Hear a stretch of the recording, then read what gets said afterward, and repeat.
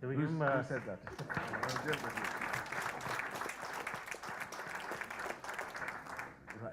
I didn't actually know there are so many people sitting behind me. Thanks, Anton. Where do I start?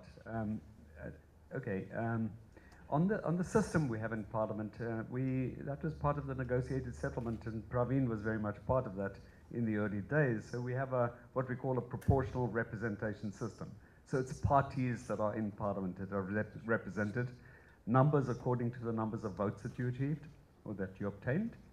I remember at the time, Praveen, you probably remember that Kossatu, for example, was arguing for a combination of proportional representation and constituency-based representation in Parliament.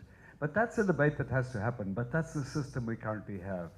So it's not to say that it's going to be there forever, but to change it, it will require a constitutional change, and it will require all parties to want that change. Otherwise, it won't happen. So it comes with its, I think there were reasons for going that route in the beginning, but I don't want to go into too much detail into that. The African National Congress, that's our organization. Anton and all of the policy work that he's been doing over the years, a lot of it was for the ANC. A lot of people sitting here have done work for the ANC or have been or still are members of the ANC. So let's just take a quick look at, well, you know, why are we still members of the ANC? Because, well, frankly, the ANC is the governing party, is the ruling party. The ANC has made pledges to the public, and the ANC has to uphold those pledges. So while we are in the ANC, we've got to fix it. And so that's the business we're in at the moment, to try to fix it. It's gone horribly wrong. Many things have gone horribly wrong. Our task is to fix. Because if we say, well, okay, we'll walk away from it, you will suffer, you will pay the price if we all just walk away from it at the moment. So it doesn't mean that we are there forever and ever, but for the moment we are there. And we are there with pride. We haven't lost that, because the pride of having brought our country to its freedom, having brought freedom to our country, pride in many of the things that were done post-1994, fantastic things that have happened in our country, and so easy to forget those things. And then, because right now the dominant discourse and the thing that worries people, the things that worry people dominate, and that's clear. And in a way they should. So otherwise you constantly, you know, go back to, well, we've made these wonderful achievements, we've changed people's lives for the better, we've restored dignity to people, etc., which is true. And we can list the many achievements, and it's easy to do, and people do that all the time before elections.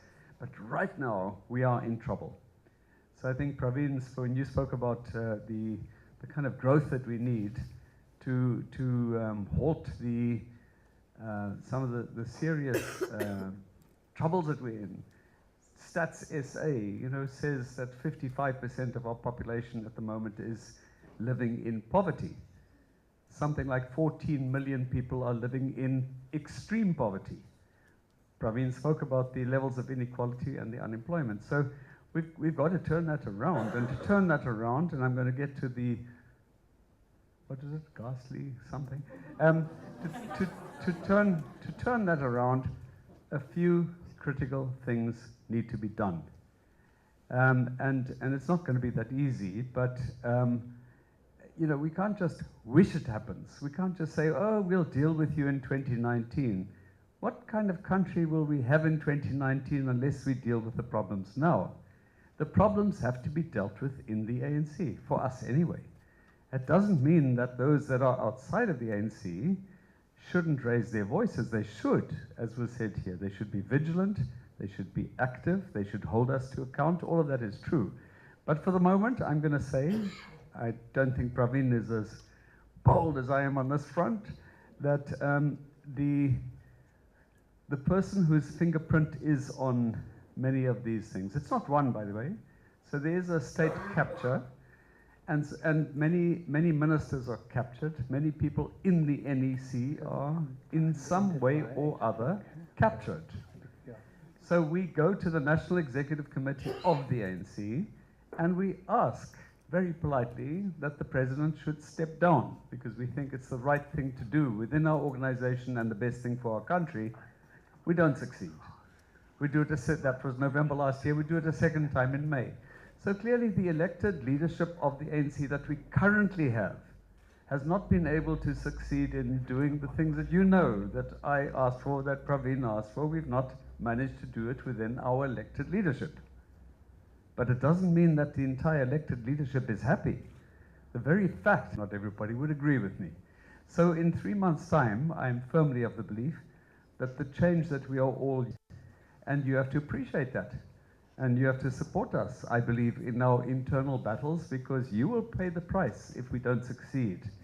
Doesn't mean that in 2019 you won't have the freedom to vote for any party of your choice. But for the moment, our immediate task is to fix our own party. And secondly, we believe if we fix our own party, we can start the process of reversing all of these wrongs and dealing with all of these wrongs. And if we do well in that job, which is not an easy one, because I'm afraid it's infused so many levels of society, but if we do well in that job, we might do very, very well in 2019, and I certainly hope we do very well in 2019, but only if we deserve to do well in 2019. Thanks. Thank you.